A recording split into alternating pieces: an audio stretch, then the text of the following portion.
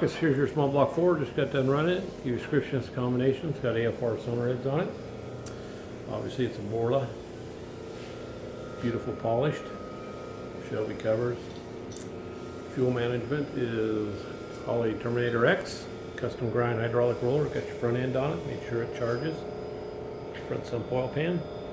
Take you in there and show you how it ran. Alrighty, 3,500, 491 foot-pounds of torque. Looks like it peaks torque 540. Peaks horsepower 545. Rate of 520, so everything's good. Borla helps that out great on this combination. Get her off there, get in her crate, come your way. Have a great day.